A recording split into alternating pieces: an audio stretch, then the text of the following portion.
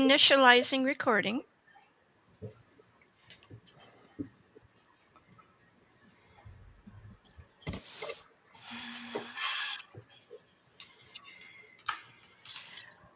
Tonight we dive not just beneath the waves, but into history itself. 40 years ago, the world stood still as Titanic revealed herself to us once again. Her final resting place discovered in 1985 by Dr. Robert Ballard and Jean Louis Michel. Since then, the ship has become more than just rusting steel. She's become a time capsule, a grave, a mirror of human triumph and tragedy. We are joined tonight by legends, men who have seen Titanic with their own eyes, who've touched her story with their hands, and who carry her memory in their hearts. These voices don't just speak of Titanic, they live her. Oh, wait a minute. Um, I'm getting a lot of feedback and stuff. Is there any way to be able to mute your mics while I do that, and then I'll start over? Yep. Great, great. All right, this is Jackie Chin, and we are here with another episode of the Indie Files. And tonight, we dive not just beneath the waves, but into history itself. 40 years ago, the world stood still as Titanic revealed herself to us once again. Her final resting place discovered in 1985 by Robert Ballard and Jean Louis Michel.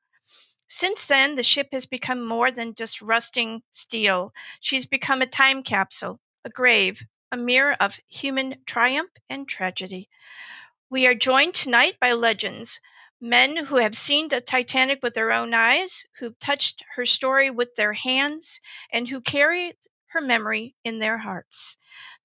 These voices don't just speak of the Titanic, they live her. And tonight, we honor both the ship and those who dedicated their lives to preserving her story.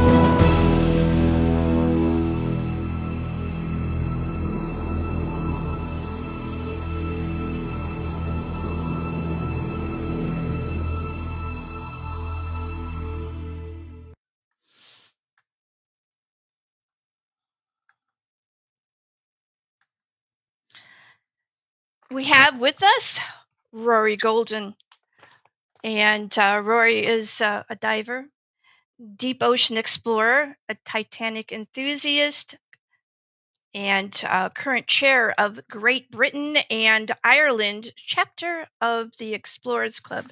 Welcome, Rory. We next have Bill Sauder. He's a master archivist and a Titanic expert. His raw emotional response to the perfume vials remains one of the most poignant moments in Titanic exploration. We have also with us Mr. Dave Gallo, oceanographer and geologist whose insights into Titanic's environment connect us to science and deep sea change. And we have Mr. Brower. And Mr. Brower is a trusted Titanic historian, steward of knowledge, and a keeper of stories that ensures that Titanic's legacy is told with truth and reverence. And we are missing Mr. Willard. Mr. Willard and Mr. Tom Detweiller were otherwise detained. Welcome, gentlemen, to show. Well, thank you very much for having us all. I appreciate being here.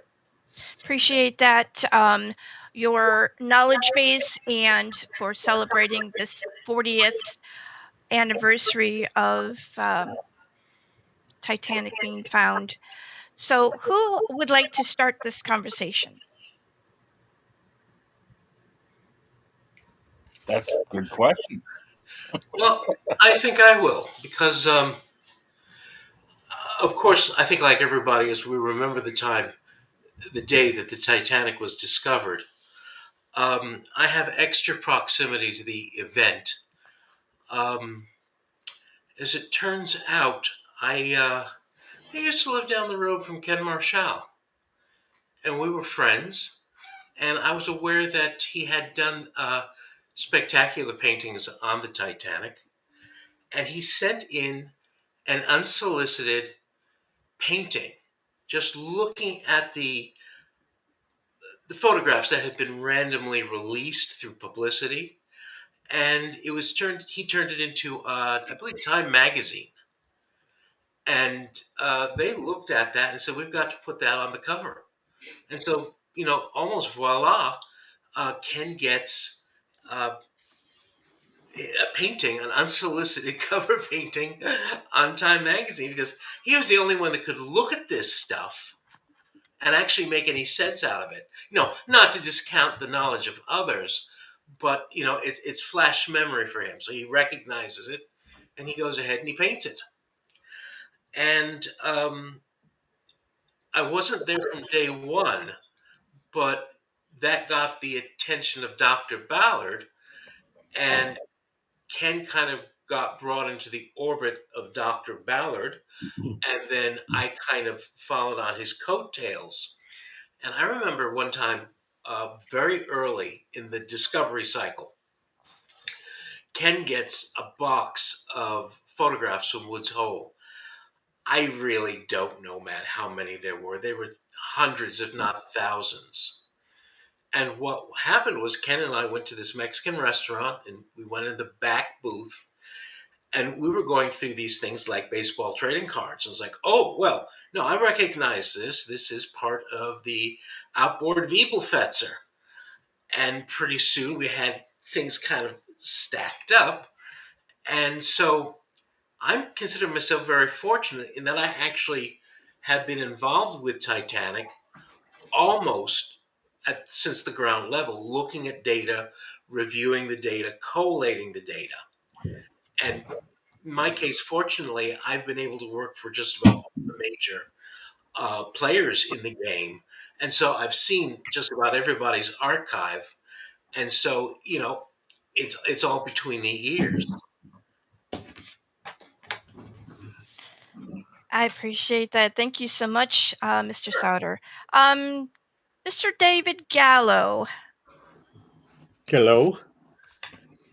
Uh, Go ahead and give us your insight to this particular subject? So I'm in right at the outskirts of Woods Hole Oceanographic, which was Ballard and the team that found Titanic, at least the American team. It's the home base right here in Ground Zero, and in fact, I'm about 3 miles from the dock where the Nor uh, came into after finding the Titanic. And I remember seeing photos of it. At the time, I was a grad student at the University of Rhode Island. So that's about an hour's ride from here.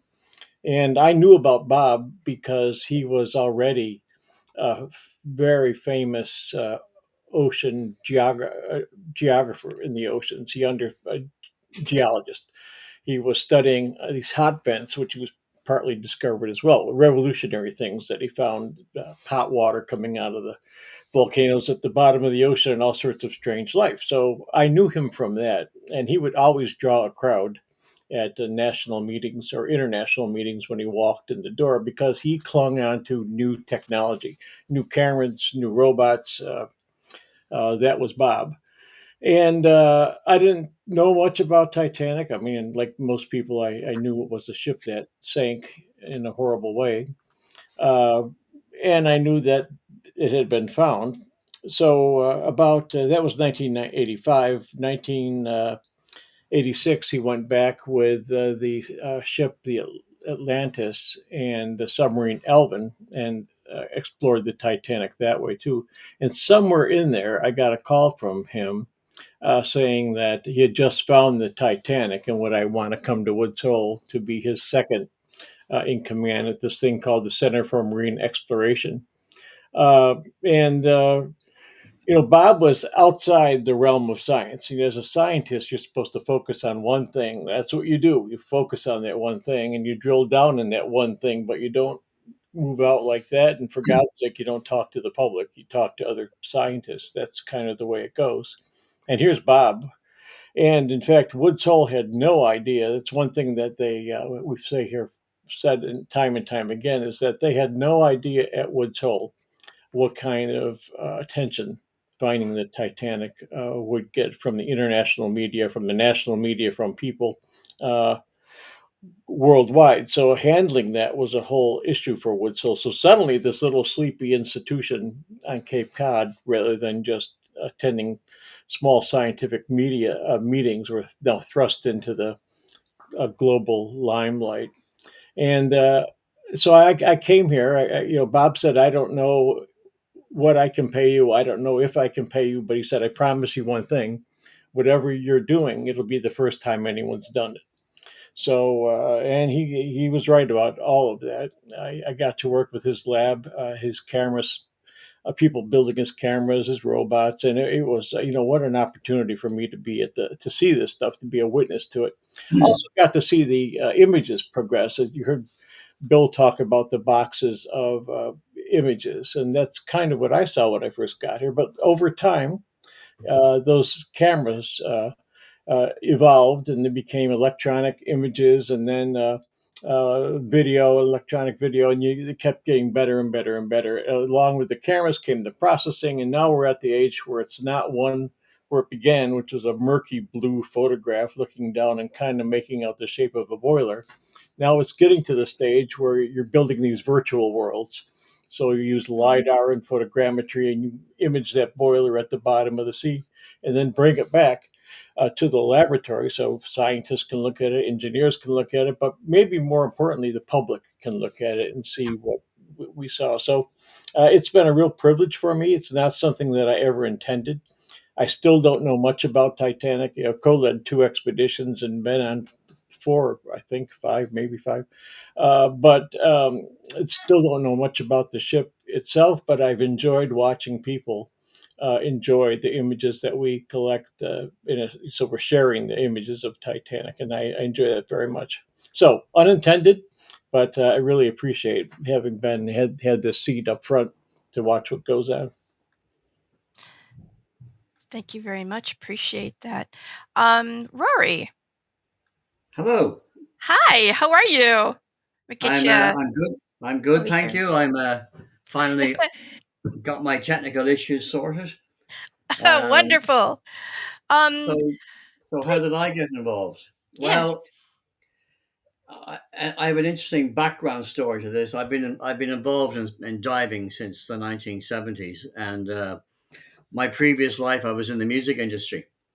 And in September the 1st, 1985, the week that Titanic was discovered, um, it just so happens it was my first ever number one in Ireland with the UB40 single "I Got You, Babe," which is kind of appropriate in some ways. Um, my Up to then, my interest in scuba diving, I had rediscovered lots of shipwrecks around the Irish coast, and I had always had an interest in looking for shipwrecks. So this was obviously the biggest shipwreck that had been found globally in terms of international importance. 3 years later, we brought Ralph White to Ireland to talk about Titanic. Um, the year after the expedition that recovered the first artifacts, and in the background there behind me, you can see a painting by Roger Bansimer, who was a Florida artist and a Titanic artist who drew Ralph with his famous moose slippers that he used to bring into the submersibles with him, which I renamed his deep diving submersibles. Um, Bill would Bill would recognize those from our expedition in 2000. But anyway, going back to the story, yes. So Ralph and I became friends in 1988. We brought him back in 1992 after the IMAX movie Titanica, and we brought him back to Ireland with Emery Christoph, who was Ralph's buddy on the original expedition in 1985, where they filmed and photographed all those moments on the ship that when Titanic was discovered. And in 1998, Ralph did a presentation in Ireland and did a few other tours around the country. And then in 1999, my music industry career came to an end. I had started a dive shop and a dive school. And the following year, in August 2000, I was on board the Caldiche and making my first dive to Titanic. Um, and that's how I ended up becoming part of that deep ocean world exploration. I enjoy listening to the background stories of people who have vast experience and yet remain absolutely so humble. Love this. Thank you so much. Well, the thing is, you don't do this by yourself. People help you along the way. And that's the important thing to remember in this life. I didn't do it all by myself. It's all about teamwork. Absolutely. Thank you so much, Rory. Let's see. We're going to go. Yes. Now we come to Mr. Brower. Well, I have known you for a number of years, and I have had the privilege of being a part of some of the things in your life. One of those things happens to be a vast interest as a historian and as a humanitist, hopefully that's the right word, for the story of the Titanic. Please go ahead and tell people how you got involved with the Titanic story and how you became a part of this fabulous group. well, believe it or not, for me, Titanic came into my life literally when I was 5 years old. I used to spend summers with my grandfather, and it was just one of those cases where he was going to take me to catch a matinee movie, but we had missed our original choice. So as we were walking out, I saw a poster for the film Raise the Titanic.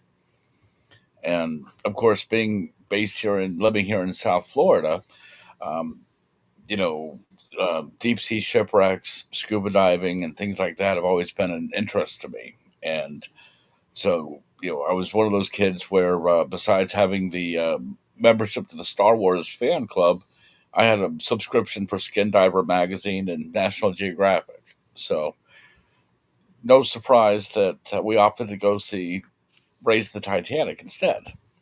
And so we were sitting there in the front row of the theater, and the film actually opens up with the archive photos of the real ship herself. And so, needless to say, looking up into at the massive screen, given my age at the time, I was just absolutely enraptured. And so, by the time the film ended and we were driving home, I literally was running at Mach 3, and I was like, was that a real ship? Did that really happen? Do we have submarines that go down that deep? Is this actually, how much of this is real? How much is this Hollywood? And, instead of poo pooing it or anything like that, my grandfather stopped off at the bookstore and he bought me a copy of A Night to Remember, and then pretty much would read me a chapter per night before going to bed during the course of the summer. And then over the course of 8 years, whenever we do some visits together for the summer breaks and such, he always found different ways of incorporating the ship into our time together. So, he taught me about the proper dinner etiquette for cocktail functions like first class. Um, Showed me how to get over my fear of heights by having me climb the high dive board and looking down about 15 feet and letting me know that this is roughly what would have looked like from the boat deck at 2:05 in the morning. And if I wanted to jump, then I'd have two more books and a model of the ship. So naturally, I lost my fear of heights in about 15 seconds as I free fell into the public pool there. But but needless to say, over that time frame, we always just would find random ways of keeping it involved and things like that.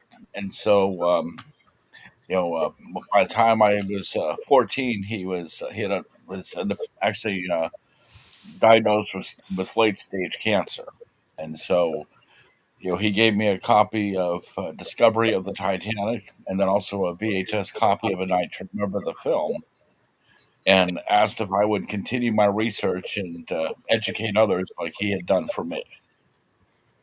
And so that's something that I have been doing ever since. And I've been very fortunate because over the years I was friends with four of the survivors. So I knew Ruth Becker and Eva Hart, Melvina Dean, and Eleanor Schumann. Um, Eva Hart was very nice enough to teach me the importance of time zone differences. As when I had acquired her phone number, I did not realize that the UK were 5 hours ahead of us. But was very fortunate that she still took the call and gave me a lesson along the way during our first initial conversation. Most excellent. All right, so first question over to Bill Sauder. In 2000, you went to travel to the wreck to identify artifacts that were brought back from the seabed. And in Yes. 2011, you were hired as the director of Titanic research and tasked with analyzing comprehensive data and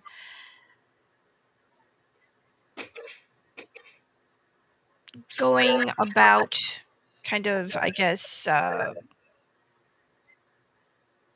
bringing to light what was down on the seabed. Could you please talk a little bit about this? Yeah, certainly. Um, I had sort of drifted around in the outer orbit of Titanic in the 1990s. Ballard had done with his expeditions. I worked for James Cameron on the 97 movie. And once you get that kind of exposure, now all of a sudden you're in people's Rolodexes and they're starting to call you. And RMS in 2000 was planning a mission. And I got a call from management that said, would you like to basically travel out to the ship? Because what happened is I did not go as a tourist or as an advisor per se. What happens is when artifacts are brought up off the seafloor, you have to have basically first aid, triage for that stuff because once it's depressurized and in the atmosphere, it will immediately start to decompose. Sometimes rapidly, sometimes more slowly. But the fact of the matter is, shock is fatal to whatever it is you bring up. And the question of what kind of first aid any particular piece needs will depend on what it's made of. And so, what would happen is people like Rory would bring up these huge baskets, collection baskets of random stuff. And I would go through and I say, okay, this looks like porcelain, but it's not. It's actually just earthenware. This is silver plated copper. This is wood. It looks like a hardwood. This is brass. This is bronze. This is lead. This is white metal. This is glass. That's crystal. And that was of great use to the curator on board, Michelle Turman, because immediately, once that stuff had been identified, it went in the right conservation regime and it could be taken care of. That was the beginning of about a 25 or 30-year business association with RMST, because they would call me back and, well, can you do, because I used to be in exhibits. I used to run the exhibits department on the Queen Mary. And so I'd be called in to do captions, things like that, museum stuff. And then in about 2010, there's a big effort by RMST to map the wreck site. So I was asked back to do a catalog of all the existing artifacts. And depending upon how you count it, it's between 5,000 and 6,000. And the catalog wound up being about 8,000 pages long. And then that was the tripwire for the mapping project, where they sent out advanced radar sensors, subsurface radar, sonar, pardon me, to inspect the wreck and sort of create these acoustic maps. And once I had my foot in that door, I'm now doing the analysis for that data. What the various objects are, where they came from on the ship, where do they wind up on the seabed, what can be said about the nature of the wreckage, how did the ship break up, things like that. And that pretty much takes us up to today. Appreciate you. Thank you so much. We do Sure. have someone who has just joined the session, and get everything up here. We have Mr. Willard joining. And so, for those who do not know about your background, please give a little bit about your background and we will move forward. Hi there, Jackie. Hello. Dave, Rory, William, Bill. Hope everybody's doing well.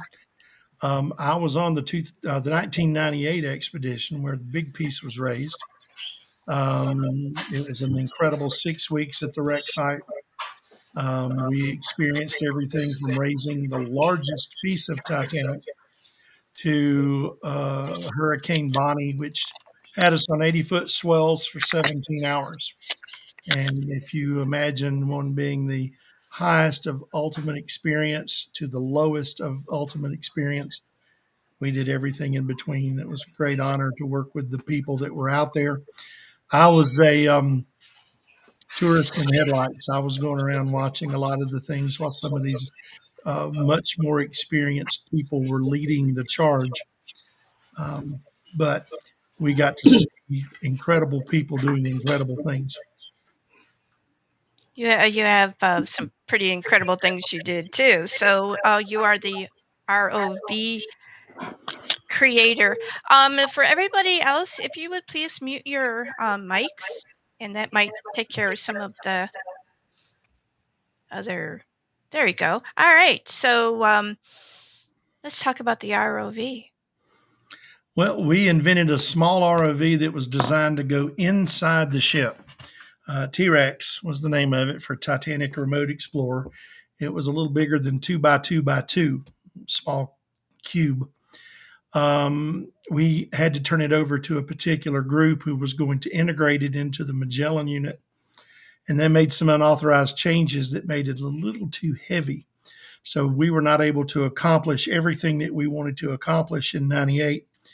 I do have where George wanted me to put a Python manipulator on it. And he had invited us back in 2000, 2002, and 2004. And we had specific targets we wanted to go for and to look at and to possibly try to recover at the time. And so that was how the interest brought me on board, shall we say. And I was very blessed, very fortunate, and worked with a lot of really good people. Give us a little bit of a conversation on how you met the people on the panel and how you have moved forward with them. Oh, my goodness. Rory, I've met in person one time, and that was in Orlando a couple of years ago. He's trying to pretend he's not here. I saw that. I saw that. That was great. Rory's a very special person indeed. He is a very special person. In addition to having a great sense of humor, that puts several of us together that have that sense of humor that it would just keep the day going. But Rory was the first Irish person to dive on the wreck. That's very special for those of us with Irish heritage. But that was his contribution when he started in 2000. Dave, I don't know how long it's been since you and I have known each other. We've known each other for a while. Yeah. Total respect for Dave Gallo. He's done a lot of things at the site as far as helping to coordinate and create. We were going to try to take a ship to the wreck site, and that's where I think I first met Dave in the RMST offices. And we had some ideas that would have worked nicely, but one of our investors pulled the plug on his backing of our project. So that's Dave. William Brower, goodness knows. I think he messaged me probably 15 years ago or more, and we've been very good friends ever since. Same with Bill Sauder. Bill and I began to talk. Bill's been a speaker at our conference several times. And what is amazing is if you go to a Titanic conference or exhibit or place where there are speakers, and Dave can confirm this, there are people that we call rivet counters that are fascinated about every little rivet, every little beam, every little part of the ship. And then there's those who are passenger and crew people. And Bill would capture the attention of those rivet counters. It's not a bad name. It's just a classification, and could talk to them for hours. And they would sit there like a deer in headlights with everything he would tell them. Another thing about Bill Sauder that I think is others may agree with is you can play almost like Jeopardy. You can flash up a photograph of what is this piece, Bill? And Bill would go, And then he would tell you from what one spot that piece was on the ship, what it was used for, and probably which company made it. And he would be 100% correct. He knows the parts of that ship. One of the pieces that they brought to him was a long little shaft, and it was very thin, like a large, I guess, dowel, I guess. And on the end of it was a type of a gear. And he said, that one took me a little while. It took me a couple of hours. And then he showed a picture from the interior, I think, of Olympic. But above a door was one of those windows that you turn and the window opens. And this was the crank that the gear would cause the window to go out. And I'm going, you're talking about a piece this big. He was able to nail it. And I just thought, I don't know of many people that have that ability. So all four of the people that you have on your panel are treasured experts in their own areas. Um, Numerous high respects for each one of them in the Titanic world. And I asked William what he wanted me here for. He said for comic relief, to laugh when Rory laughed. So I'm doing Ah, today. well, we had some comic relief earlier with with Rory that you missed out on. Oh But yeah, we'll talk absolutely. about that in a hot minute. All right, so I want to go over to Mr. Sauder, and I would like to now. My memory, the way it works, I have short-term memory loss, and so for me to be able to get something into my memory, I have to be on it all the time, or every couple of days, and so that it finally gets into the long term. For you, what is it like to be able to have such a memory that it appears to be photographic memory? Well, there's a caveat. Like everybody else, I remember the stuff that's important. I can't tell you what's in my bank account right now, but I do know how many toilets are on promenade deck. So How many? How it, many are? uh, now that I open my damn mouth, I think it's 7, but I may be wrong. I shall So, have to believe you because I do not know that. well, if you'd like, we can count them out. There's a men's room forward and a ladies' room forward, and then you have the smoking room, just one toilet. They put 2 in later, I think. So what? Yeah, but I'd say about 7 actually. Um, but anyway, it's interesting because speaking of the 2000 mission, when I came on board, I just told a story about being able to go through and whip out this is this and that is that and that is that. And by the way, it's not just materials identification; it's actually the physical identification of whatever it is, because as soon as it comes on board, it needs a catalog number, it needs a material composition, and it needs a title. What is it? And it is imperative that whatever you call it, it doesn't change too much, because otherwise the catalog is immediately thrown into turmoil. And I went through and I identified this stuff, basically in a sweep. And I got a challenge from an unexpected quarter. And it's like, how do you know? And it was not a friendly question. So I said, come back in 10 minutes. And I had brought my Titanic references because I had been to Lusitania back in the 90s, and I was accustomed to this sort of how do you know? And I flipped through my shipbuilder or whatever the reference work was needed, and I opened every book up to the correct page, and yeah, okay, that is a piece of first class silver, and it was, made specifically for these ships. And you just go down the row, and everything lined up perfectly. And that was pretty much the end of How Do You Know, which I appreciated.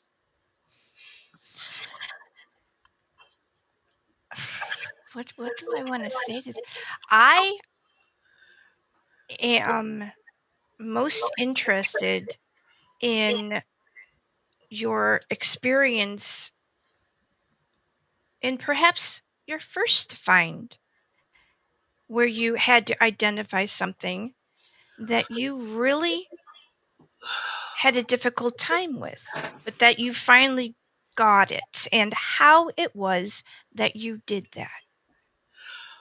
I think probably the most unexpected and challenging identification was not made live, it was made over video.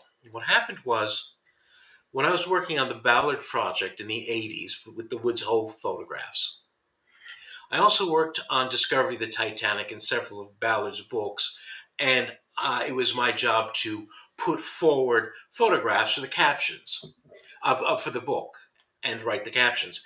And I came across something that was quite interesting. There's a large valve out in the debris field, and it's the valve that connects the port engine to the starboard. It's not really the valve that's interesting. There was a shaft, a gearing shaft that was laying right on top. And I looked at it and I said, that shaft does not belong to that valve. That's something else. And I looked at a few pictures and I said, oh, this is one of the opening and closing shafts for hoisting or shutting the watertight doors. And I get the pictures out and I start counting out gear teeth and that stuff. It's like, okay, that's what this is. How interesting. And it wound up in the book in like about 1985, 1986. And you think you're done with the assignment. Well, fast forward to 2000, RMST's over the wreck, and I'm on the academic Keldysh, and I'm reviewing videos at the end of the day because my days are fairly long because I'm doing all the stuff in the lab and then I want to look at the video. And one of the divers, one of the pilots, drove over a very large valve. Now, the Titanic wreck site is a lot like a forest. Ballard's made that comparison, and my point is it looks different from different points of view. If you are accustomed to driving down a street in one direction, then flipping around and coming down the other direction, you may be disoriented. Yes. And I'm looking at this valve and it's like, I've seen this valve. I've seen this valve, but not from this spot. And I looked at it and I said, oh, this is the cross connect valve. And then, aha, there is the watertight door shaft. And so I ran to the Russians and I said, can we go back and pick this up? And they said, yeah, we can do that. And on the next dive, I think it was Zhenya, went down and picked it up, put it in the basket, brought it back. And I was so pleased that something that I had seen 25 years earlier is now in the collection at RMST, and that it really is a vital piece of evidence. Not only is it from a watertight door, which of course is interesting in itself, but it's also stamped with the number 401. Yep. And this puts to bed the nonsense that Olympic and Titanic was switched. Yeah. Because when you're building a ship, every component needs to have an identification on it. Because if you're building 15 ships at the same time, the accounting department is really want to know, did we really install the right stuff in the right thing? And are we charging the right amount to the right client? So everything has a marker. So two birds with one stone. Yeah, I have if I can just come in there, I have Please. a great photograph, Bill, that somebody took of me lifting that out of the basket with you in the background and Jim Sinclair, the other archaeologist on board. And it was a very significant find indeed. You have it with you? No, I don't, unfortunately. I don't. So that was really interesting. The other thing that I thought was interesting, and these are more moments as they pass. I think in 2000 we recovered all of the ship's wheels. I know for a fact that Rory brought up the most important wheel on board the ship, and that would be the wheel that Hitchens was actually standing at the moment of collision. And of course, it's a brass hub with steel shafting and a tripod to keep the whole thing off the deck. The wheel itself, the hand grips, well, they were made of wood, and 99% of them were gone. But the most interesting thing was the root for all of those teak wood spokes were preserved because the The spokes themselves go into a bronze hub, and the bronze has copper in it and enough copper to keep it as a toxic zone. So all of the wood was eaten by worms or decayed except for the stubs. So while we do not technically have the grips that were in Hitchens' hand that moment, we do have the remains of the wheel and then the mechanism that it was attached to. I was so happy that that was That's recovered. that's a Can I fabulous. can I just add to that as well? I learned during one of the Ocean Gate trips that the late PH Nargile was on board with me, and I was describing that moment when I had spotted in the last 15 minutes of my dive with Ralph White, traveling along the officer's deck, seeing this semicircular shape, and I said to Ralph, who was looking at a camera screen, I was looking through the viewing port. I said, "Do you see what I see?" And he said, "I think we've just redeemed ourselves." And I was describing this moment when the robot arm went in and picked up, and there was the main helm stand, as you know, the one of the most significant artifacts recovered on that expedition, as Bill said. And I was describing the story to people, and PH said, "You know, I saw that before a few times, and I never thought to stop to look because I didn't think." And to me, that was the mark of the. You mentioned humility earlier on, Jackie. That the mark of the man. He could have said nothing. He could have kept that information to himself, but he was so pleased about it. He was willing to share the fact that he wasn't the person to have found it. He was quite pleased that I had actually found it, and as I say in my presentations, it's now on display in that well-known maritime city of Las Vegas, um, on permanent exhibition there.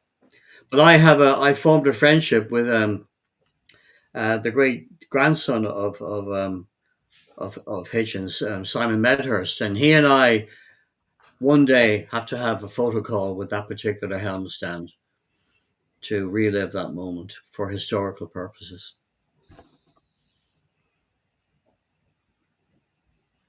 Thank you for that. Now, if you don't mind me interjecting, I know one thing I've always been curious about when it comes to actually working at the site on, and this comes as a two-parter because over the years, I've been fortunate enough, to have known and befriended, Martin Bowen, of course, from Woods Hole, um, George Tulloch, and definitely also PH. And fortunately, PH was the one who introduced me to Bill Willard when I needed a question about ROVs. So, but over the years, though, there have been two interesting things that I had noticed the times that I have spoken to many of the explorers, and I was always kind of curious about this. One is there's seems to be a its own little mystical sense in one degree, where a lot of them have said over the years that upon arriving at the site, both either on the research ship or even once coming down, to sea level, they're expecting to see, you know, everything that we've heard about from all the accounts and from all the books and all the films. They're expecting to see the boats in the water. They're expecting to see a flash of the signal flare on the horizon, things along those lines. And you know, taking that into consideration, especially for like for yourself, Rory, and anybody else, and for you as well too, Bill, for working with the artifacts. At one point, do you actually try not to focus on the Titanic story, but focus more on the work at hand and try to make sure that the work and the focus and the main target and things like that are brought into consideration first? I'm going to give a very impolitic answer. Okay. Um, I did not come into Titanic's sphere of influence because I was interested in Titanic. My first love was the Queen Mary. Good choice. And my concept of ships as machinery, ships as expressions of the culture that creates them. Okay. I cannot, I do not naturally gravitate to individual people or their stories. I recognize it's a tragedy, of course, but it's a very abstract thing for me. It's not part of my psychological component to become involved in the story or the drama. Now, that doesn't mean that I'm blind to it. Very often I'm asked by film producers, we have these pictures, we're visiting these places, we have these artifacts. What is the public going to be interested in? Now, that's a different question. Um, yeah, it's opening my mouth a little too wide. Can't say that. But the fact of the matter is, I'm able to give detailed, interesting observations of the public without delving into the personal side. The closest I ever got to the quote personal side of the tragedy would be when Jim Cameron was interviewing me for a show that we did back in 2012. And I just spontaneously mentioned the perfume vials that Yeah. Mr. Safeld was bringing back from Europe, and unfortunately, I was taken unawares, and the impact of the moment really got to me. And if I could say one thing in my defense, um, Jim Cameron's film in '97, he throws a lot of cameos in there and does not set up the characters whatsoever. And there's a picture, there's a scene, goes by real fast, of an elderly couple in a bed in a flooding cabin. And I recognize that as the Strausses. And that's a story that's always affected me. And I must say, that's probably the only time I've actually cried in a movie theater, was that Strauss scene that was just thrown in almost in passing. Well, in that case, I'll say this much: you're actually very fortunate. I that when the film premiered initially in December, I was my one of my neighbors had reported me to the local press, and so I had spent the premiere literally all day doing an unofficial press junket for promoting the film, and I'm opted to catch the midnight showing of the film, not even knowing that it was going to be almost 4 hours long. And when I saw the second half of it, between the effects and everything else, it resonated with me on multiple levels. Jim's concept about keeping promises obviously brought a personal parallel to me, and then just the way that the effects were done and such. That at one point, I actually did have a small bit of a tear drop down my cheek, and the lady next to me looked over and goes, "Oh, are you crying because of Leo?" And I'm like, "No." And she's like, "Well, what's wrong?" And I'm like, "That's my ship." Needless to say, I cleared about 6.5 rows around me along the way, but fortunately was able to stretch out a little bit better to watch it with a decent ending, though. Okay, we're going to go over to Mr. Gallo, and let's see. Where did I get you on the big screen? You're an oceanographer and a geologist. And I am interested from your point of view on how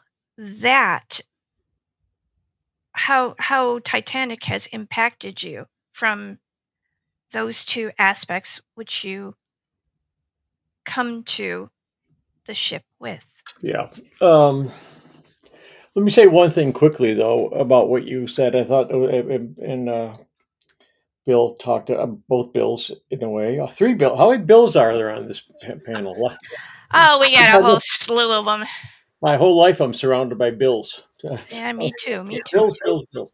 Um, uh, like Bill Sauder, I get very certain things hit me emotionally, and I could easily clump up and tear right now. But that I've never seen the movie Titanic, I and haven't either. And do not. I wasn't going to say anything about it, but I love history. I love true history, and after jumping into the mix with you guys a number of years back, my first goal was to make sure that how I came forward in doing these interviews was number one, with complete and total respect, but the other part of it is my fascination about history and how history moves forward. And I love geology. I am not a water person too much. I do like speedboats, but I'm not a water person too much. Um, I have a great appreciation for those who can go below Mhm. and do things that I would never be able to do. And that is why what you people here on this staff do is so incredibly important for those of us who cannot.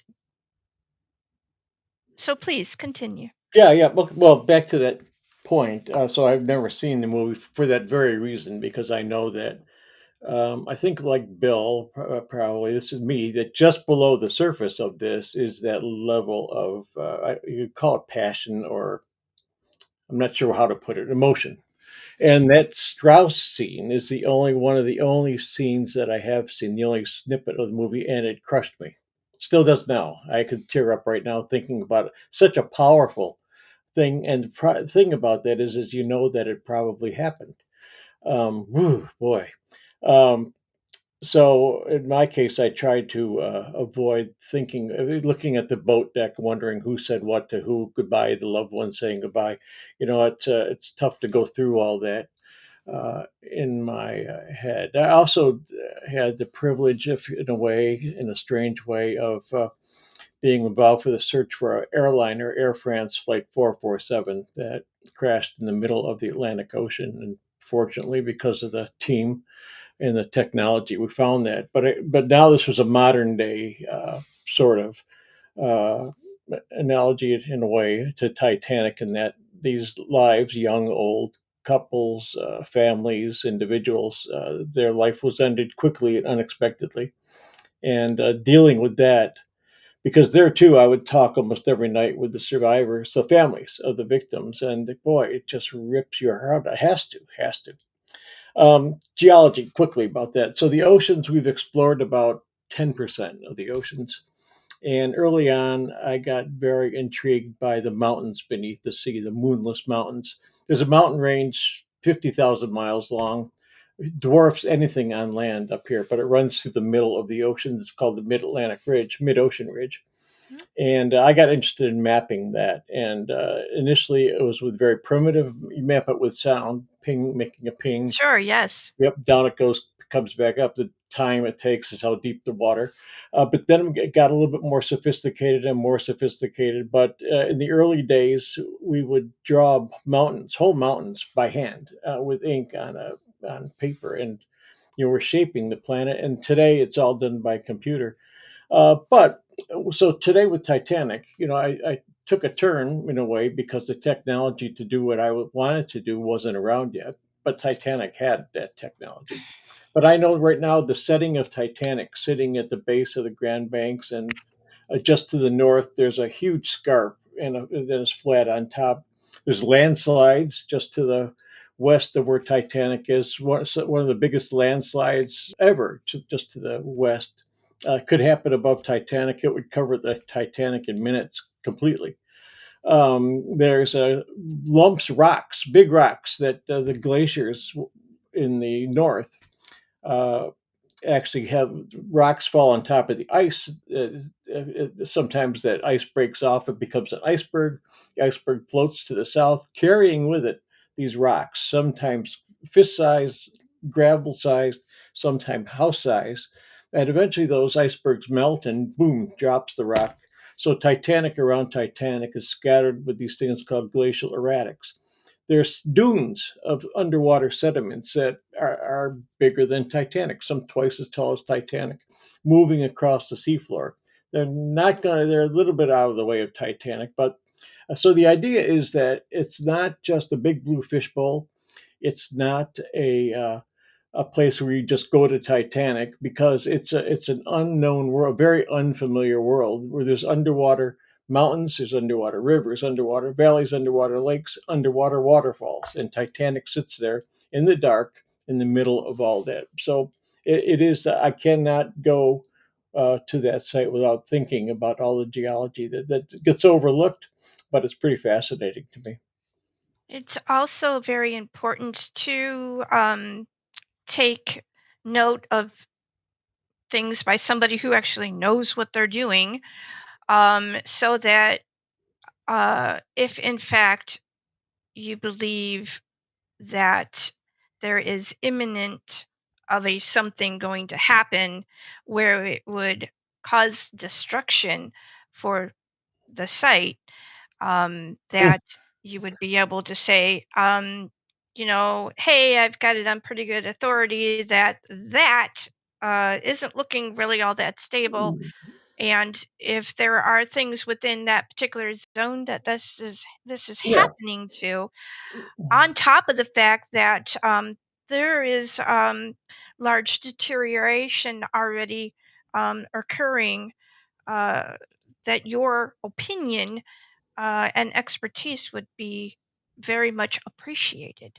yeah, and there are about 4 or 5 geologists in I was going to Canada. ask you, Yeah. would you like to bring their names or a voice to them, um, because of what they do, if that would be possible, if it's something you'd I like to right do? now I can't remember Sure. their names, and if there's a way to give them to you, I've got them somewhere around me in this We'll pile put of. that when we do the first airing of this particular episode. Yep. We would like to have that.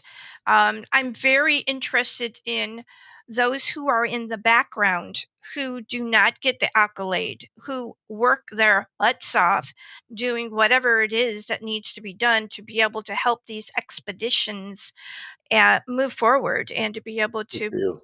bring Good for that. you. Yeah, one of the points I try to make is it's not the guy standing or lady standing at the microphone or in the baseball cap and jumpsuit that's usually the hero of the day. It's people whose names you never hear, and there's always strikes me that way. That just what you said. There are all these names that you just don't hear about, but they each play the whole team's important.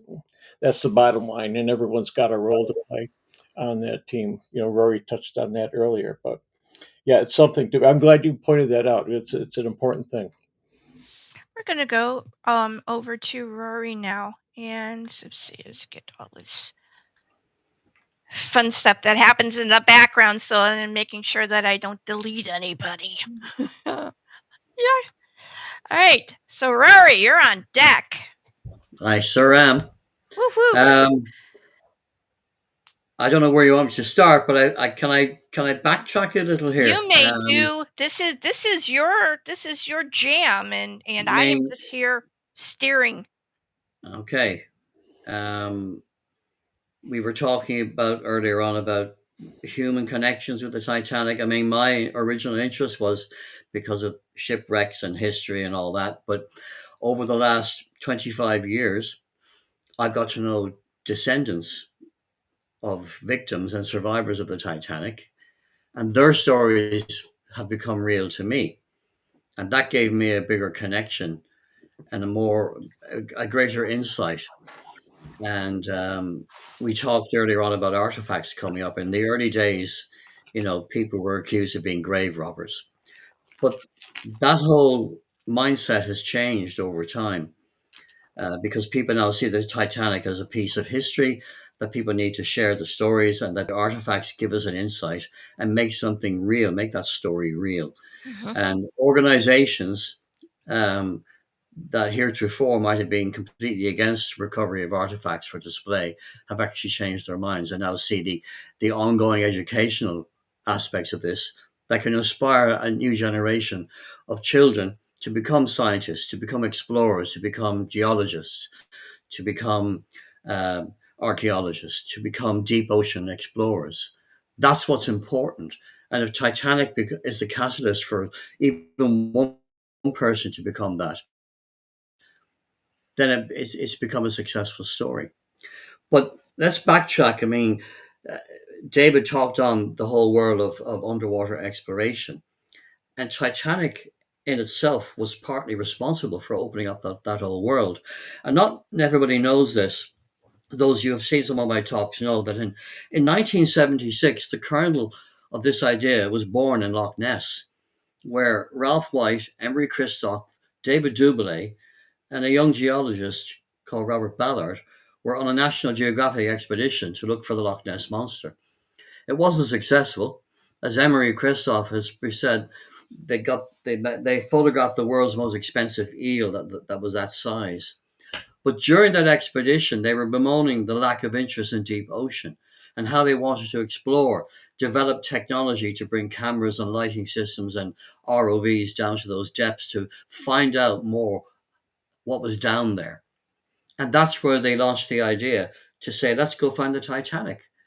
And over the next 9 years, they went off their different ways to their different skunk works to develop imaging systems and cameras and the rest of it. And I mean, in 1978, there was this camera system that the boomerang sled that Ralph and Emery went out on the Evergreen Coast Guard ship and dropped uh, this sled down to the bottom, where they took 2 or 3 photographs, not knowing if it would work, but they came back from the general area where Titanic was sunk, and the camera system worked. And that again evolved into eventually the joint expedition with the French, with Ifremer, and their new sonar acoustic sled system, and the Alvin, no, sorry, the Argos sled system on the Woods Hole ship. And Ralph actually kept a diary, and I know this is going to go out on the 1st of September, which is the anniversary, 40 years ago. But Ralph kept a handwritten diary, and today is August the 21st, and I have here a journal note where he describes how, writing to his then girlfriend Astrid, boy, did I get a workout. We jumped in the water next to the ship and started towards the sled, which seemed to disappear. When I surfaced, I was around 200 meters behind it on the opposite side with a huge current. We then got towed back by the Zodiac, and again and again and again, they had to pull me into the Zodiac. When I got on board, the doc didn't like my color, so he gave me oxygen, and my blood pressure was off the scale. I told him that was normal in a salmon going upstream to spawn. Um, I mean, there are notes like that. They found the Titanic on September the 1st, which was Astrid's birthday. And he said, your birthday, the 1st, your present is at 41, 43, 8, 49, 56, 50. We found the Titanic. Congratulations, we did it. We've been going for 15 hours straight. And these are the real stories of that expedition that opened up that whole world of deep water exploration, where we now are in a world of more and more interest in what's happening beneath us rather than what's happening above us. And that to me was an important part of history, purely for that perspective of ocean exploration. You are known for doing something quite remarkable. And I am not going to steal your thunder, so I want you to be able to tell people what it was that you did. You better give me a clue here. Mm, let's see. How do I say it without saying it? You put a thing in a particular place, and you did the Okay, thing. well, yes. Okay, so yes, I had no guarantee of having a dive to the Titanic.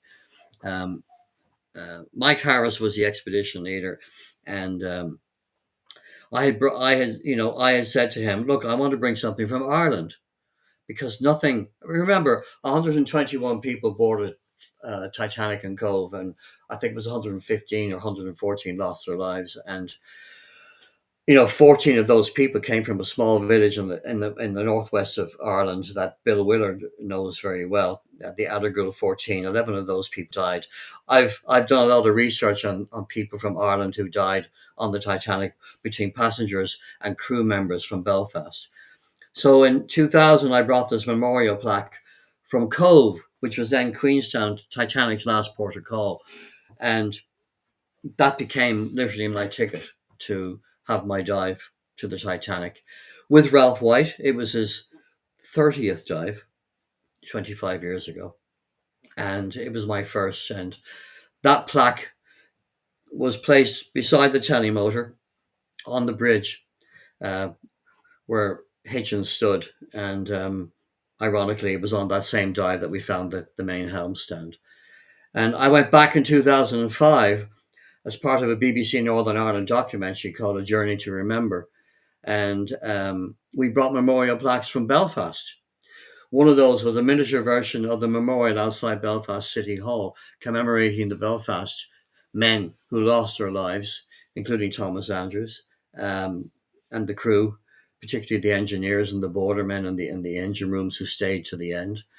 And the other one was something quite significant. It was a memorial plaque from Harland and Wolff, the shipyard that built the Titanic.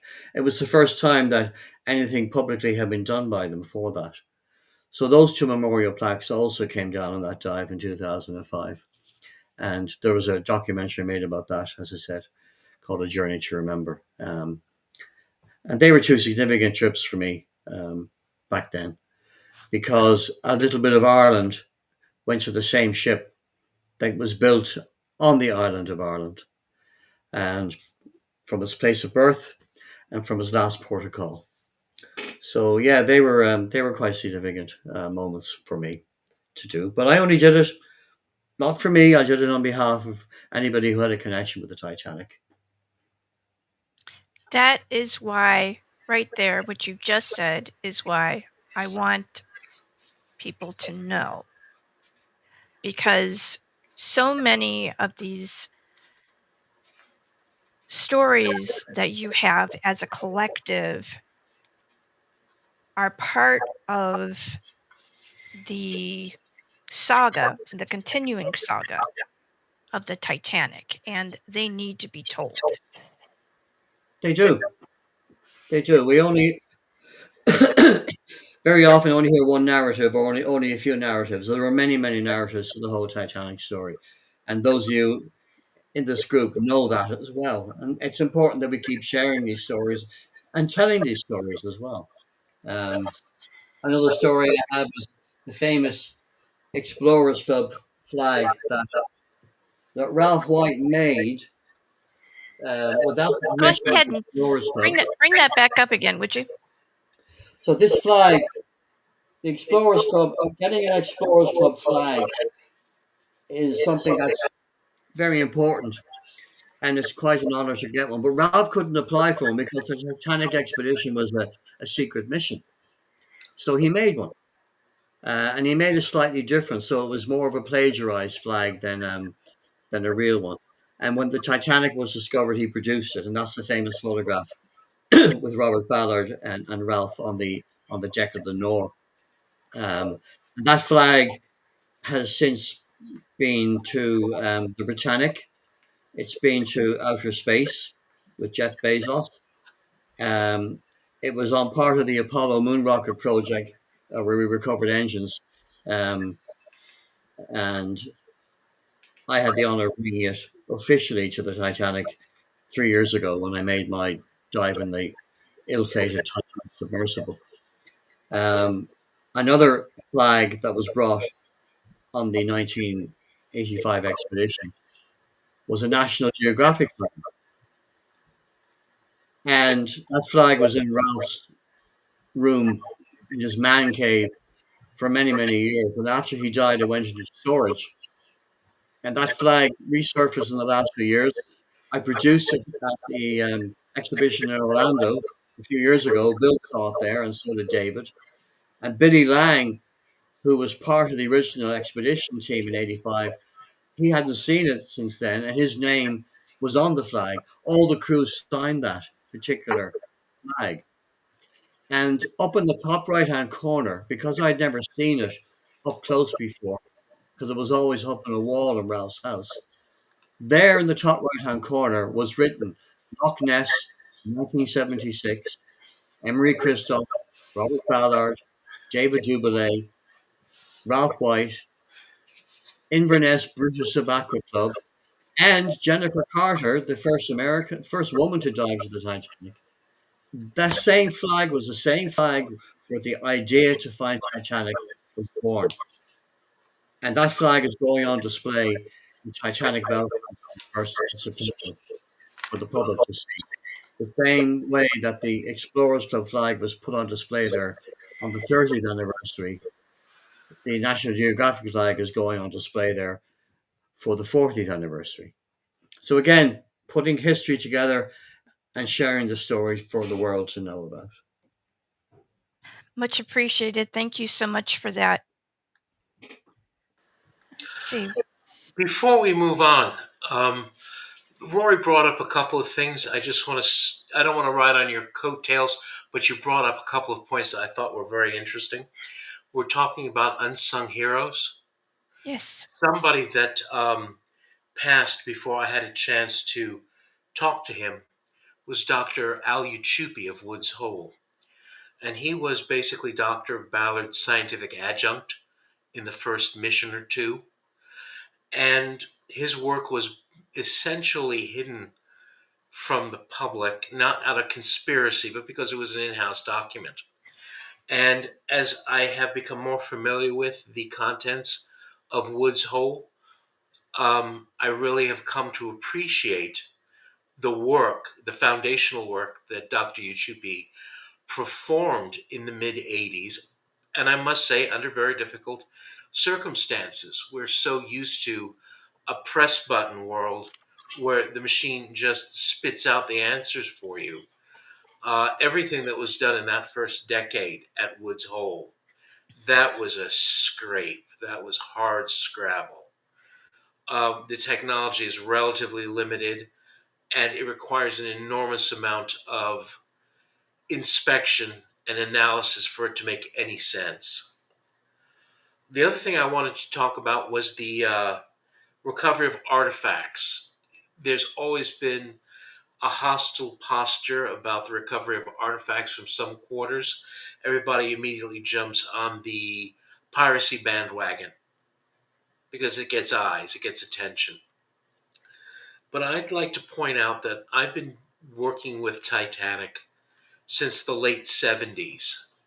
And I'll let you know the amount of information that was available about the Titanic in the late 70s was basically limited to what you could glean out of A Night to Remember and maybe 16 glossy pictures that were glued in the middle of the book. And that was it. That was essentially the only publicly available stuff on Titanic.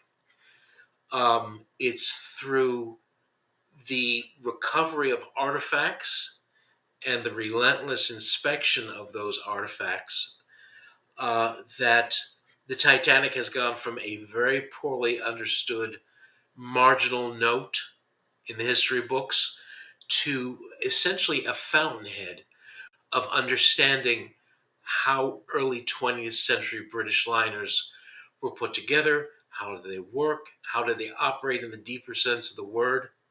The contribution made by the recovery of artifacts is just, it cannot be overestimated.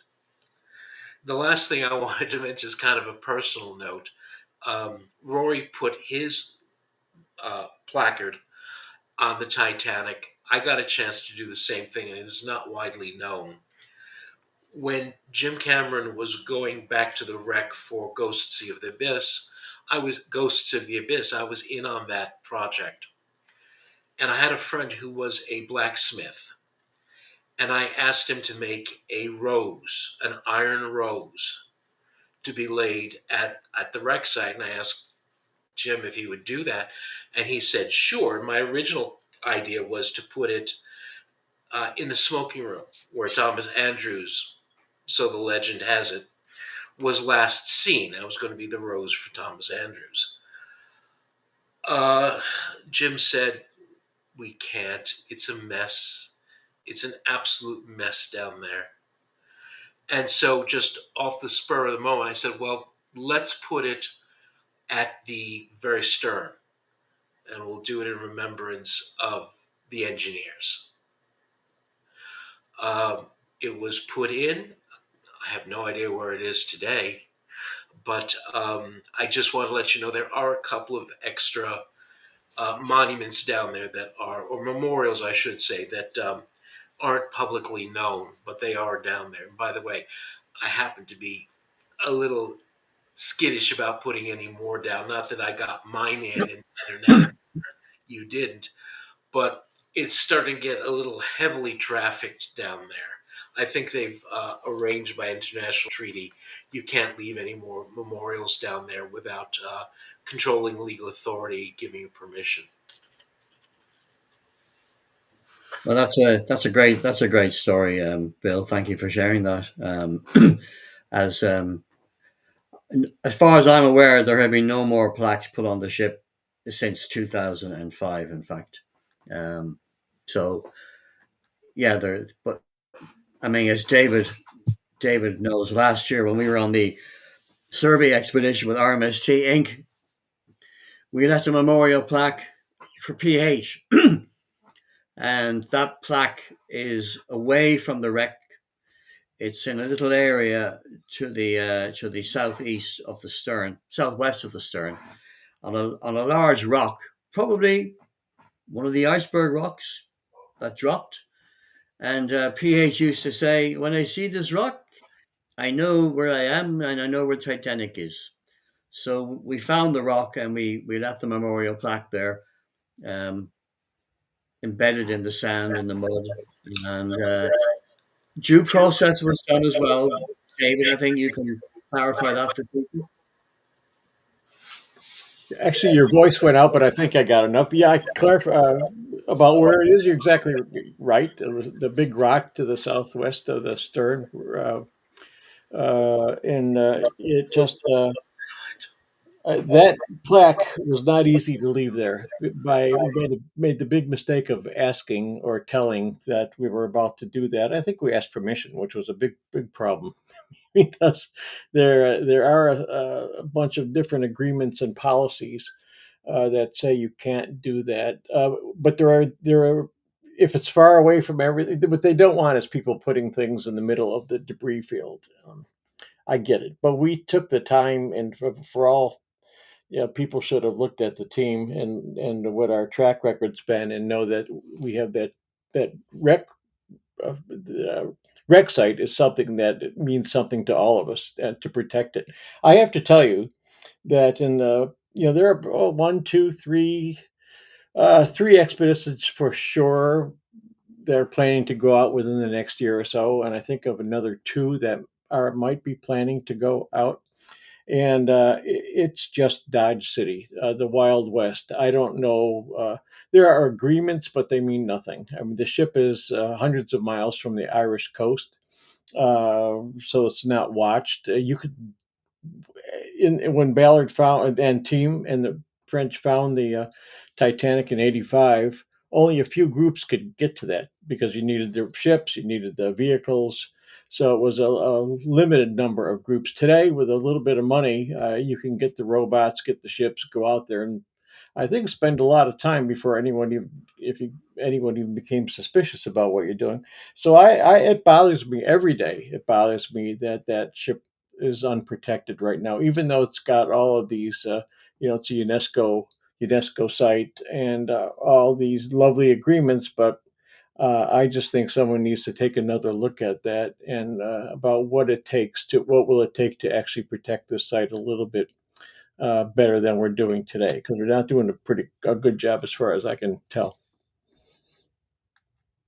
I couldn't agree more with David than that. All right, so we do have photos that I want to show, and I'm going to be moving everyone from this particular background, and we're gonna see how this goes. So I need to add everybody to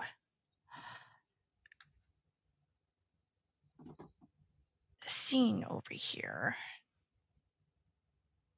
There, 1, and 2.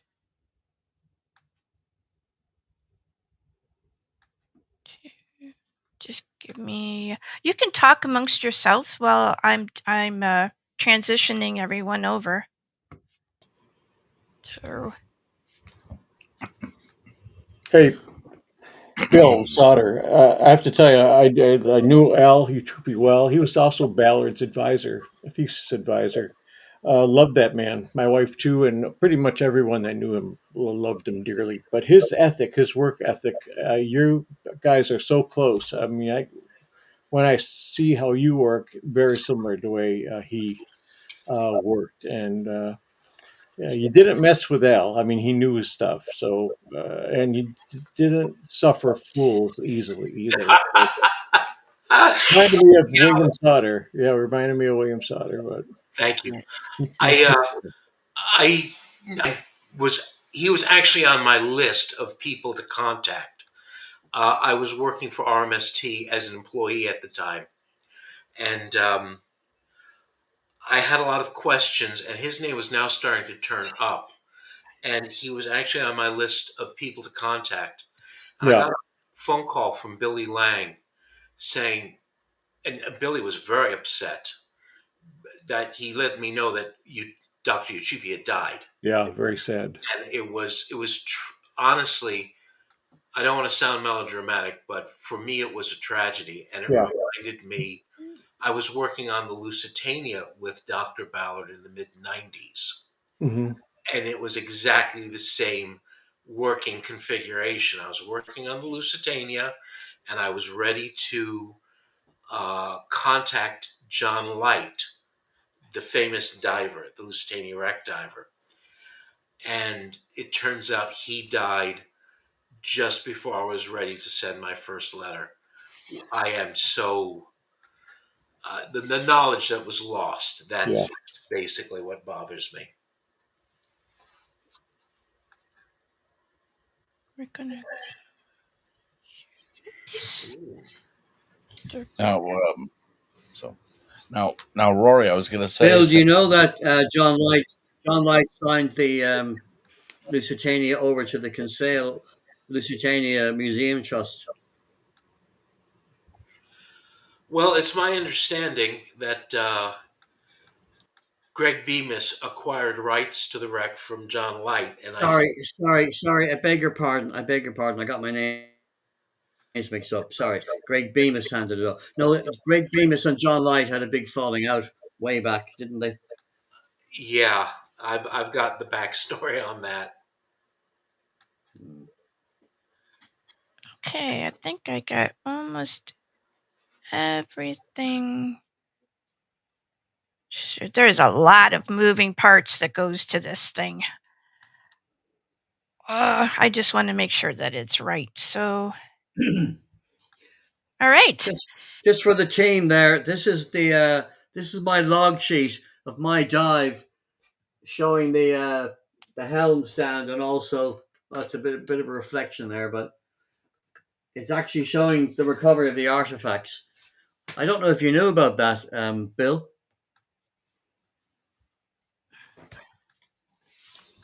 wow, No, I no, didn't know about that specifically. I know that photographs have been floating around.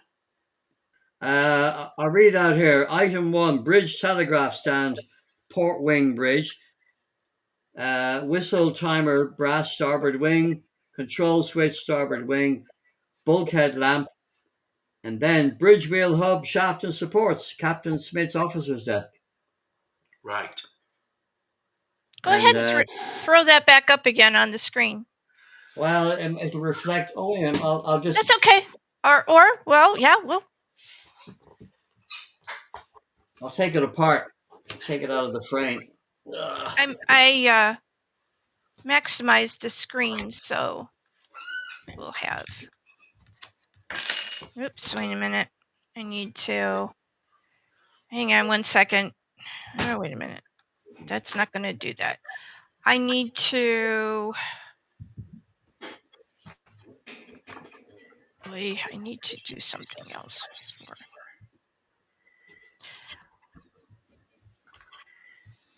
I have to. Hang on. I got to get the photo The sky out of the screen. off of there. Just give me a second. Hang on.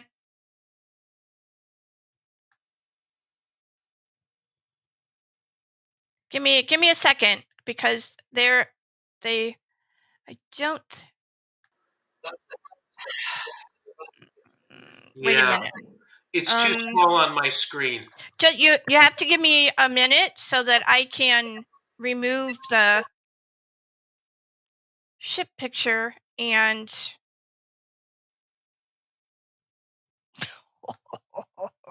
All right, I'm just going to do this and see if that works.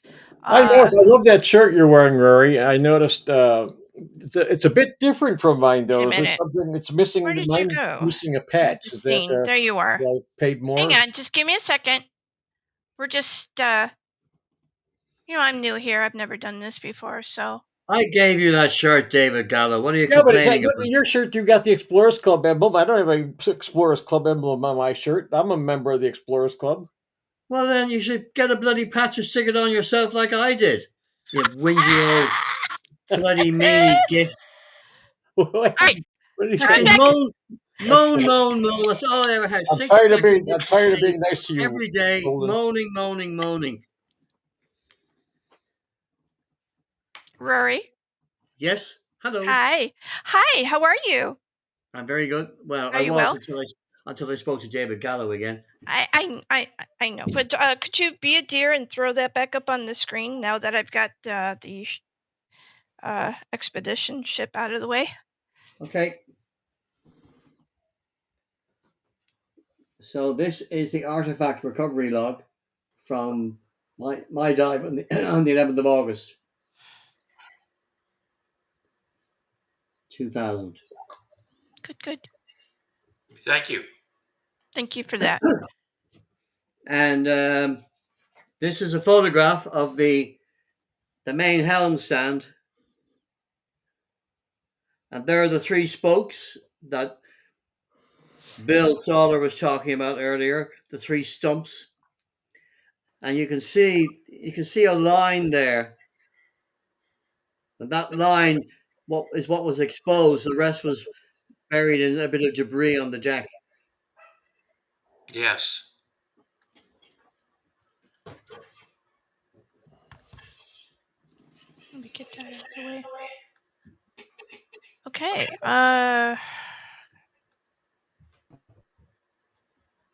Put you back up here on the screen.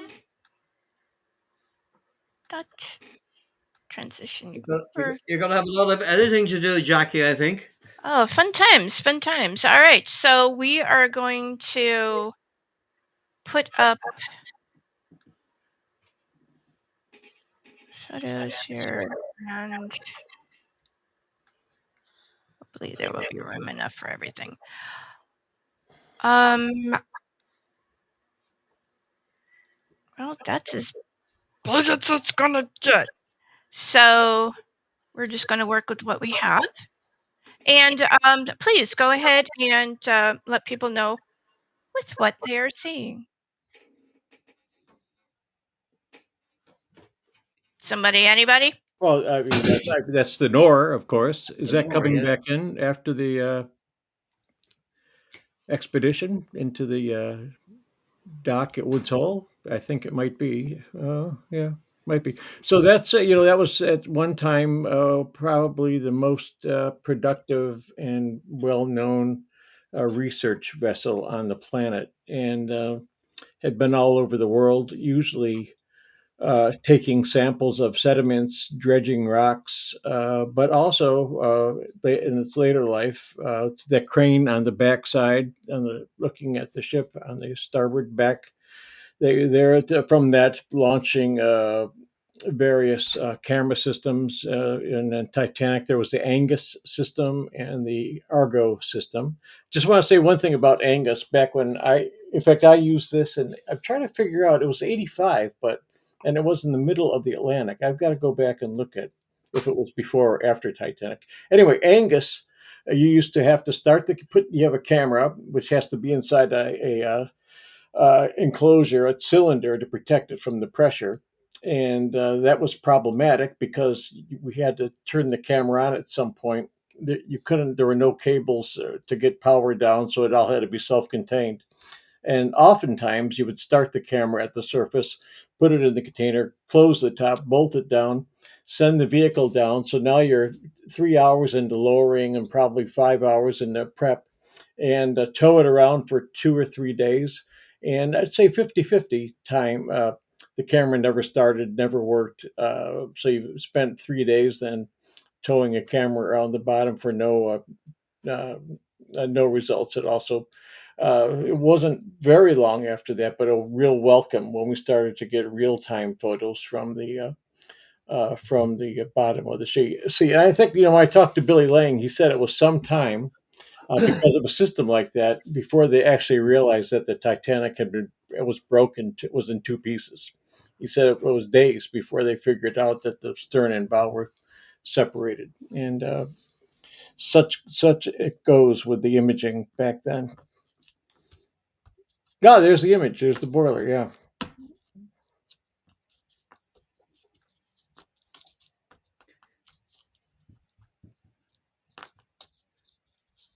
That's one of the first images from. Is that from '86 or from I think '80? that's a still from the Argo, Rory. Good eye. I think so. I think that's '86. I'm not positive, but I think so. Oh, I don't know. I should know. An interesting story about the border image. I mean, we've all seen that clip showing the border coming up on the screen, and everybody go, "Oh, it's a border," and they found it. It's called a moment. I think it was reenacted because Ralph had actually gone to bed. He'd finished his shift, as had Dr. Ballard, and both of them were raised out of their bunks. And Ralph came scurrying in with his camera, and Emery was there. And they filmed. I think they reran that again. If Billy Lang was here, he could probably confirm that, or if Tom was here, they could confirm that. But a little backward trip. Last March, Krista Pixley, Ralph White's daughter, was in Ireland. She spent a week with me with her daughter, Ralph's granddaughter, who we never knew. She was born the year after he died, 17 years ago. I took them to Titanic Belfast, and there's a gallery with lots of footage and images from the '85 expedition. And they were watching a miniature screen. And Krista suddenly went, "Oh my God." And there was Ralph being filmed, filming that moment. And she was quite blown away by the whole thing because she'd never seen that particular piece of footage before. It was quite an emotional moment for the whole family. That's a famous shot of the. I think that's is that the starboard side lifeboat davit, Bill Sauder? I don't know these things in silhouette because this is such an artistic photograph. There's nothing for me to refer to, and I don't have them Yeah. committed to memory. Yeah, it's hard. There's only two. There are only two lifeboat davits remaining on Right. either side. That's the famous one of the light fittings. People refer to that as a chandelier, but it wasn't a chandelier. It was fixed to the ceiling. Isn't that correct, Bill? Yeah, the word chandelier is kind of used carelessly nowadays. It is rigidly fixed to the ceiling, so it didn't rattle. Um, the popular term of the moment was electrolier, because they were obviously electrical fixtures, and there was a certain amount of cachet to throwing that around. You know what the Irish version of that is? What? Sean Delir. It goes well with the patio furniture, doesn't it?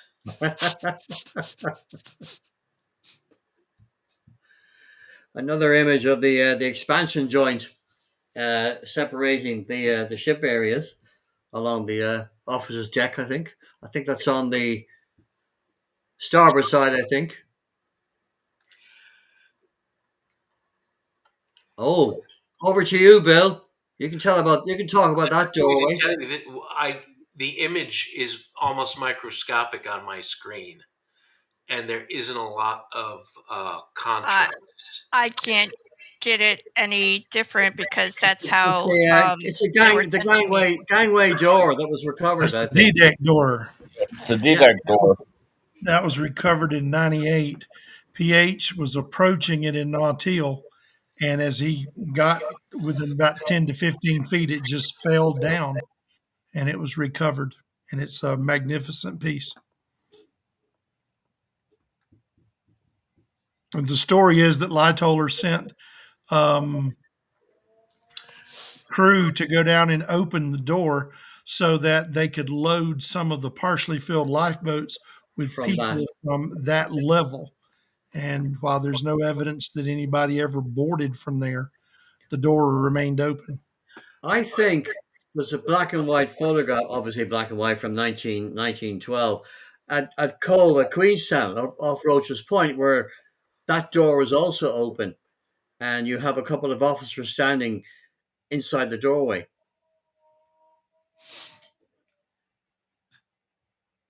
That's just a bow shot looking out. Is that from Go See the Abyss?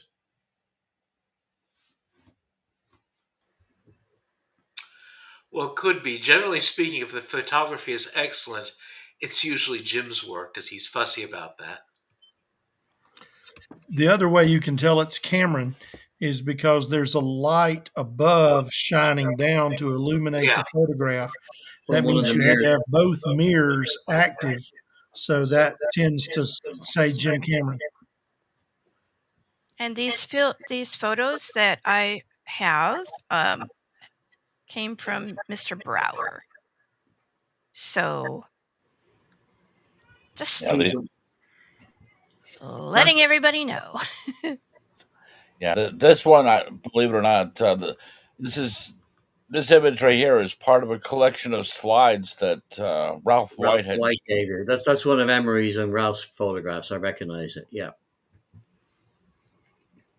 Yeah, I have a fun story when it comes to some of the pictures. In a lot of ways, when I first started venturing out and doing some of the lectures and stuff, especially for the schools, initially I had spoken with George and PH to ask about what could or could not be discussed about RMST in terms of the artifact recovery and things like that. And initially PH had asked me if I had any photographs that I could show to the classrooms, and I told him I have just what I collected over the years, which are the some of the archive and vintage pieces from Harlan and Wolf's archives, and then what some of the families and descendants had given me. And so initially, he'd given me about 4 images, and he was like, you can use these if you'd like, or take this on the road with you. And I was like, all right. And needless to say, about a year and a half later is when I crossed paths with Ralph. And initially, it's got as far as saying, well, it's a pleasure to meet you, Ralph. And, instead of reciprocating, the first thing out of his mouth was, so I hear you're doing a portable museum and you're probably trying to do something with wreck things, right? And I'm like, well, I guess the word's spreading, but that's, just one of the side endeavors. Yes. And Yeah. say that's how the slides ended up over here as well. Okay, thank you. That's the Captain Smith's bath and cabin area. Oh, wait a minute. Hang on. Go ahead. Yeah, that's Captain Smith's cabin and his bath. which has now disappeared beneath more rubble, beneath the collapsing bulkheads there and roof. Yeah, unfortunately, it sort of captured the public's imagination. People somehow think the Titanic is going to exist in a perpetual state of arrested decay. No, Yep. it's a dynamic site, and it will degrade until one day in the distant future, there's nothing but a rust stain, as somebody once famously said. Unfortunately, it also tends to be clickbaited a lot. The ship is collapsing, but not as quickly and not as dramatically as people like to say, because that gets eyes on the internet, and there's a little bit of bristly outrage about the whole thing. Unfortunately, this part of the officers' quarters, um, it has really good documentation going right back to the time of discovery, and Yeah. this is a site of active collapse Yep. because it was so badly compromised during the sinking, and then all the more so because none of the steel here is terribly thick.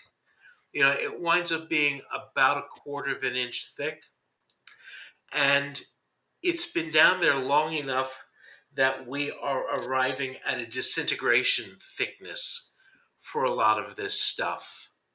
So, yeah, I like the fact that it's being inspected carefully and repeatedly because eventually this is just all going to disappear.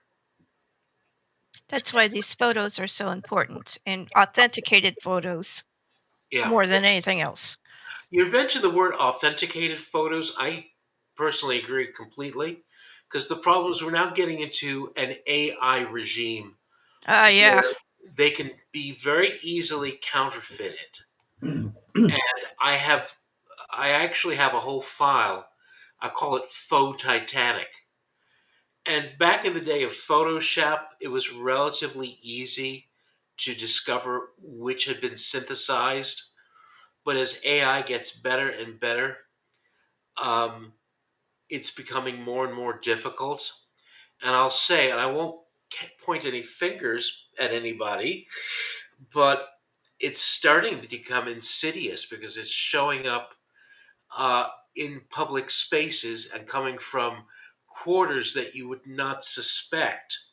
But Yeah. what happens ultimately is you have a producer or a director or somebody who's in charge of something, and they'll say, we need to gussy up this picture. And so it's manipulated, and very often in ways that are not accurate or even true to the spirit of that particular area of the ship. So we're getting into a whole new world. I think that other shot there was Alvin from This 1980. No, the previous one, that one there. But I think that's Alvin. Is that Alvin, David Gallo? Because there's an umbilical coming off it. I think that was the Robin ROV. That's Jason Jr. Elvin with It Jason is Jr. okay. So that was 1986 then. Yeah.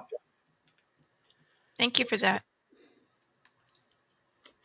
I just got a note that there's a asking by word of mouth through the back alleys if because I've heard rumor that there's an imminent voyage to the Titanic, and I just asked, and yes, there's indeed a ship in St. John's Harbor that looks like it's loaded for that kind of thing. So Really? don't know for sure, but the rumors are adding up.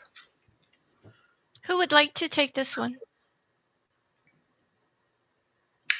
It's one of the reception room windows. The interesting thing about Titanic is she was very well naturally illuminated. Um, Most people are not really familiar with ships, and there is a feeling that portholes are like these picture windows, and you can just sit there and watch the sea go by. They tend to be rather small. A 12-inch porthole is a large porthole in the scheme of things. A 24-inch or an 18-inch that's pretty much at the upper level, the upper zone of how large they'll get. And what happens is people, they want natural, they want sunlight to come in. So in order to address this, what White Star and Harlan and Wolff did was stack double portholes vertically like bricks. And this allowed like the dining room and the reception room to be flooded with natural light. And the interesting thing is, first of all, there were diffuser panels right in front of the portholes. So when the light came in, you weren't looking at these hot spots where the portholes were shining through. The the light was diffused in such a way that it was a continuous luminous panel. And then they went ahead and put these art glass windows in front of them. So it was literally like standing in a cathedral flooded with light. Now, the reason why I say art glass, conventionally they tend to be talked, they tend to say stained glass. That's not exactly correct.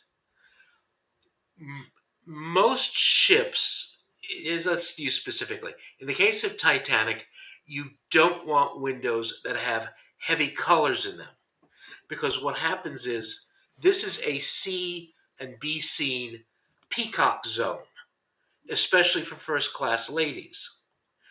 And if somebody has spent a large amount of money on a gown and you walk into a room that's tinted with a heavy color light, it's going to destroy the effect of the gown. The color balance will be all off. So these windows, they look white. They are almost pure white. They're given some relief by straw-colored inserts, but generally speaking, they're not stained glass. They are actually just pale white panels, and that's why the better term is art glass. Thank you. Sure. Something else I should probably mention. Well, and now maybe I won't. Let me help you. um, something that was really, I dare say, revolutionary about the Olympic Titanic class. Most ships are very heavily subcompartmented, so that you have a little nook, and that's where the staircase is, and then you have a little nook, and that's where the foyers are, and then you have another little nook, and that's where the hallways are. And so one of the things that they were really trying to do with Olympic Titanic is get rid of all those little compartments. And I don't know for a fact if it's absolutely the first, but it is certainly one of the earliest and one of the best examples where you have a staircase that does come down from an upper deck, and it is a theatrical staircase. It's actually shaped like a fan pattern, like a runway, that opens directly into a very large public room. It's a reception room. And in essence, what White Star did is they contrived to put in a runway. It's like a fashion show runway.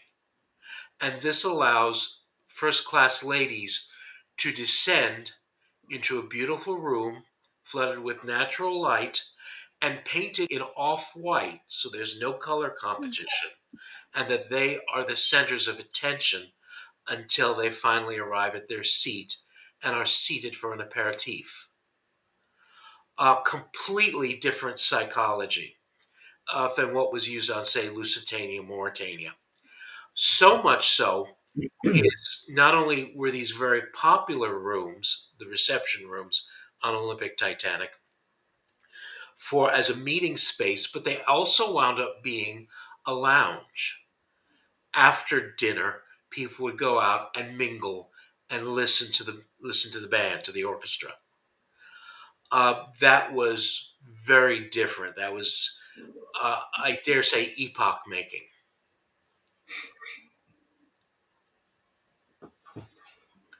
Titanic had several different grades of bed, and you can usually tell how fancy your cabin was by what does the bed look like.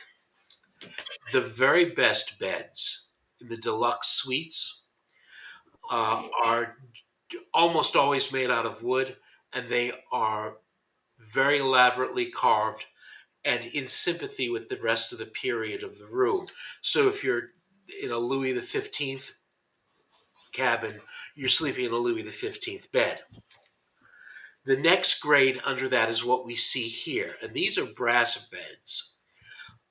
This one happens to be the standard width, which I think is about 2 feet 6 inches across. And that's how Olympic was outfitted. But when Titanic came along, they decided, hey, we can make them 4 feet wide. And so for a lot of these cabins, especially the expensive ones, you see a mixed bedding system with a 4 foot wide married with a 2 foot wide, 2.5 foot wide. So you had some sort of choice as to which bed you wanted to sleep in. You can tell this is one of the better first class brass beds because of the number of small, complicated parts. It doesn't show up too well in this photograph, but there's a large number of detailed parts that are very well assembled. When you get down into, say, the ordinary first class cabins, yes, they had them. They were ordinary. Instead of bright brass, it's just white painted steel. It's still very attractive beds, but you're down a step. And then the least expensive first class cabins would have either oak or mahogany frames, handsome beds, but not showstoppers. I'm trying to remember who generated this. It is one of the interior cabins that Jim Cameron photographed, but this is not an actual photograph. This is a mosaic that was put together by a hobbyist. And I wish I could remember his name off the top of my head because he's very skilled. It takes a lot of manipulation to get the 3 or 4 photographs that this is made of into a single panorama that does not show seams. And this is one of the cabins. I believe this is the first cabin that's forward of the inquiry office on C deck on the starboard side. The partitions are mostly down because most of the walls on Titanic were made of pine wood, which is very readily attacked by marine organisms. But what happens is you wind up with the furniture left. It's a little dark, but I believe in the left-hand side there is a freestanding cabinet that's part of the plumbing fixtures. The furniture on board tended to be made of mahogany, and depending upon the environment, the mahogany will survive better than a soft wood like pine or deal. Something else, by the way, have a look at those portholes. You'll notice that they are not perfectly round. No, they're more they're more rectangular. Yeah, we call them oval portholes. What they are they're pivoted. Hmm. Most round portholes are hinged and they lift up like you would lift up the lid off a soup tureen or something like that. These actually pivot. They're easier to get open. They're not as dangerous when they are open. And you can get them to draw air in and out of the cabin much easier. So, in other words, it's instead of a passive hole, I believe I believe they louver to the left, so it'll actually pull fresh air out. I don't think they're angled to scoop in because if you're going through the water at 22 knots, you've got a slipstream of almost 24 miles an hour. No one is going to be willing to tolerate that. What sort of porthole is that there now, Bill? What's that? I don't. What sort of portal is that there? Right there. Oh, World's it's a largest, different kind of hole. world's largest leprechaun. Uh, Oh my. that was actually It's that's the $10 actually million taken. question. All In right. fact, the Go- previous one that's actually in Cove. I was down in Cove last week with Michael Martin, who organised a plaque 25 years ago, who's also the creator of the Titanic Trail, the walking trail in Cove. Really? Um, yeah, just a little aside there. I actually have two portholes from a shipwreck off the west coast that are circular, and they pivot. Yes, Lusitania had smaller pivoting portholes. I visited Thomas Utley in Liverpool back in the day. He is the great grandson, I believe it's grandson, of the Thomas Utley who manufactured Titanic's portholes. Very And good. it's a family business. He's been manufacturing portholes since the flood, and he's the last manufacturer, I think, in Great Britain. And the interesting thing is, he pulled out, when I visited in like 1982, he pulled out the wooden molds that they used for the sand castings. Wow. And I believe they're now at Belfast in the museum there. But the interesting thing was, we actually got to talk shop about these pivoting portholes. And I said, I don't see them in later ships. And he said, we had to discontinue them back in the 20s. We found that they were too fragile. The pivot mechanism was too prone to damage, and we had to keep replacing them. So Wow. it sort of disappeared. That's a photograph of me there with Ralph White on my first dive to the Titanic. Interestingly enough, I have the same patches here in my hand from the jumpsuit there. That's very cool. Yeah. I like that very much. Much And appreciated. what it says there on the picture, the grey label says the bright side of life, because one should always look on the bright side of life. And I played that song at 1,000 meters. When I hit 1,000 meters of the sub, I put that on the CD inside the sub, much to the anguish of Victor, the pilot, because he didn't understand it. Well, there's one of those. There's one of those starboard or port side lifeboat davits remaining, Yeah. and yeah, that's the Clacton Cove. There's an Irish inscription that basically in the translation is "May their souls forever rest in peace" from the people of Queenstown Cove and Ireland. Much appreciated. Thank you so much. Here we go. There we go. And we are back to the beginning. Mr. Willard must have taken leave. Hopefully he is okay and things are good with him. So, Mr. Brower, this is something that you've been putting together for a number of months, and I would like you to have a word about what you thought about what just happened over this past couple of hours, and to give your thanks to those who showed up for you.